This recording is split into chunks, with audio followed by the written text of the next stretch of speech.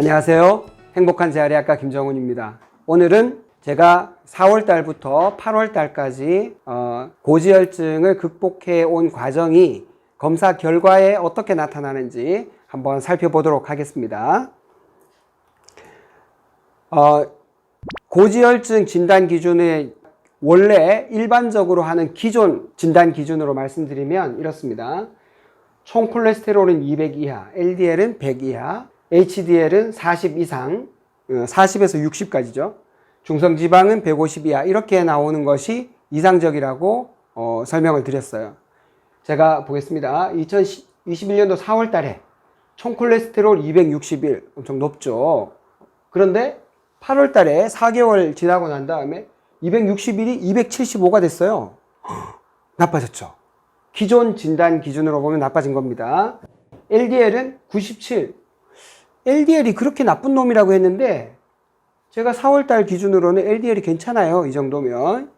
그런데 8월 달에 206. 두 배 넘게 이렇게 나빠진 겁니다. 기존 진단 기준으로 따지면. HDL은 27에서 거의 한 2배 가까이 높아졌죠. 이건 좀 좋은 거고. 중성지방은 1057. 부끄럽습니다만 엄청나게 높았어요. 엄청나게 높았는데 이게 123으로 이제 줄어들었습니다. 기존 진단 기준을 적용하면 저는 4월 달부터 8월 달까지 그렇게 열심히 음식도 조절하고 운동하고 영양제 챙겨 먹고 다 했는데 나빠진 겁니다. 만약에 일반적인 내과에 가서 이 검사 결과를 보여주면 당신은 큰일 났습니다. 빨리 약을 드셔야 돼요. 이렇게 아마 얘기를 들었을 겁니다. 제가 지난번 말씀드린 것처럼 새로운 진단 기준을 적용하면 어떻게 되는지 한번 볼게요. 자, 잔여 콜레스테롤, 첫 번째 진단 기준으로 잔여 콜레스테롤 말씀드렸죠. 잔여 콜레스테롤이 LDL보다 훨씬 더 심장혈관 질환, 뇌혈관 질환에 더 위험한 문제를 일으킨다 라고 되어 있는데 제가 4월 달에 총 콜레스테롤이 261이었어요. HDL, LDL 합하면 이만큼 됐고 그래서 잔여 콜레스테롤이 무려 137이었습니다. 그런데 8월 달에는 잔여 콜레스테롤이 17이에요. 엄청나게 낮아졌죠. 자, 보십시다. 우리 지난번에 잔여 콜레스테롤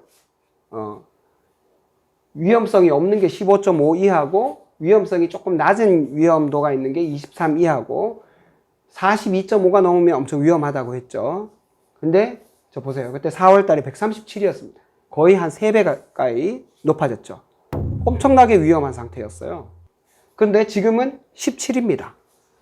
뭐 리스크가 없다고는 못해도 굉장히 낮은 수치를 유지하고 있어요.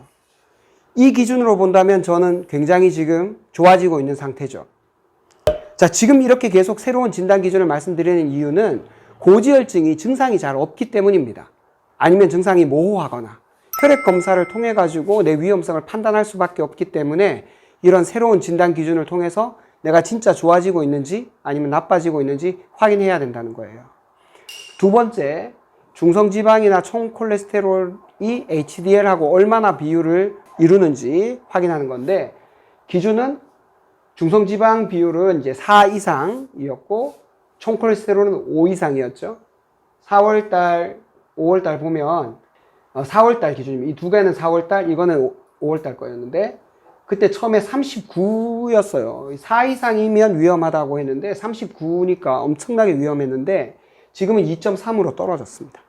그 다음에 총 콜레스테롤 비율도 9.67에서 5.29로 많이 좋아졌고요. 아포지단백도 1.38에서 1.09로 많이 좋아졌습니다. 근데 아직까지 이 기준 안에 들어가진 않았죠. 그렇지만 굉장히 좋아지고 있는 추세다. 이렇게 볼 수 있습니다. 그 다음에 인슐린 저항성에 관한 문제입니다. 인슐린은 그때 9 이상이면 나쁘다고 했는데 그때 당시도 그렇게 나쁘진 않았어요. 제가 인슐린 저항성에 대해서는 좀 비교적 괜찮았는데 7.2에서 5.3으로 더 좋아지고 있고요. 당화 혈색소는 그때나 지금이나 똑같고 염증 지표는 그때 0.06 이상인데 0.05 나와서 살짝 높았다가 뭐 지금은 0.03 이하로 괜찮은 편이고요.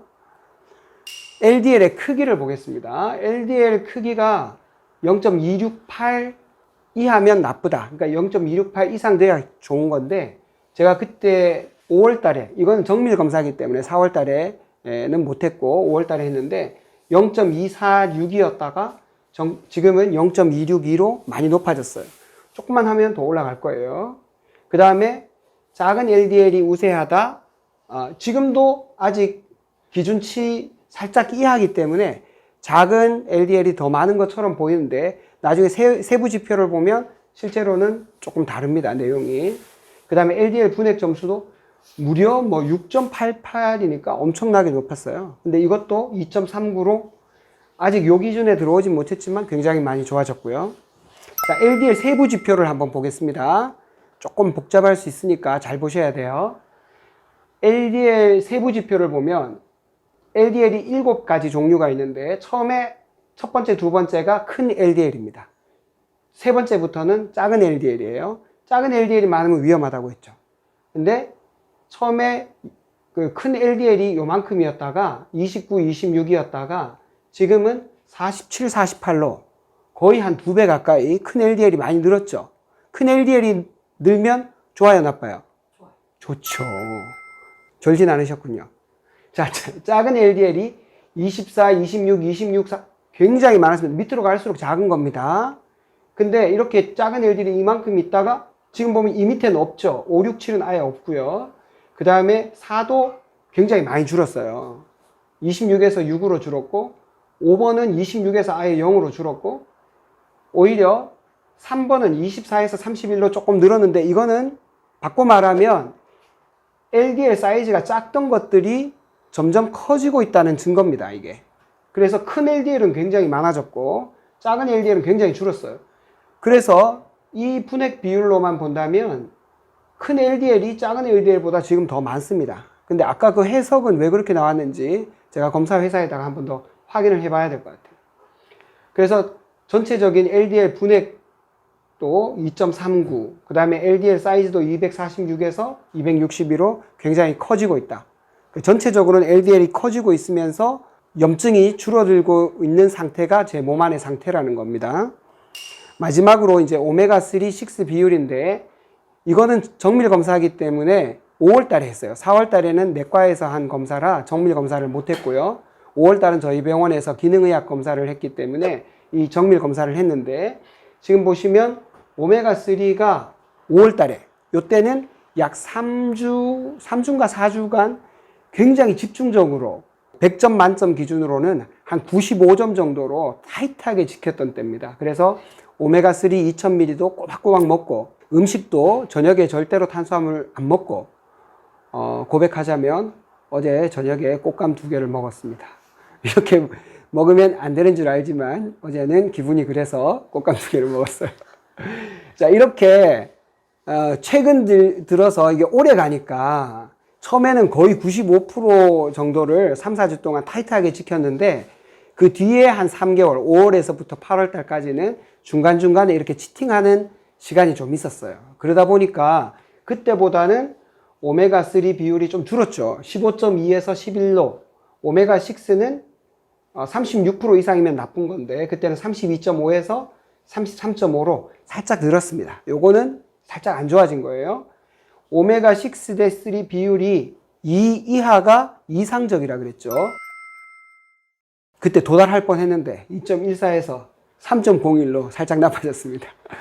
요거는 제가 타이트하게 더 조절해서 다음번에는 좀 더 좋은 모습을 보여드리도록 하겠습니다. 그래서 마지막으로 제가 덧붙이고 싶은 말씀은 모든 진단 기준이 다 맞지 않다는 겁니다. 모든 진단 기준이. 30년, 40년 동안 고지혈증에 대한 진단 기준을 학회에서 여러 가지 논문에서 이렇게 내왔지만 실제로 그 결과 사망률이 줄거나 심장혈관 질환, 뇌졸중 이런 것들이 줄고 사람들의 삶이 나아져야 되는데 사람들의 삶이 나아지기보다는 고지혈증 약을 만드는 회사들의 형편이 많이 나아졌습니다.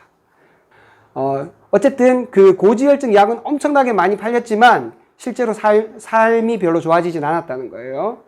그래서 진단 기준은 더 세련되고 더 최근의 연구 결과에 맞게 좀 바뀌어져야 될 필요가 있다.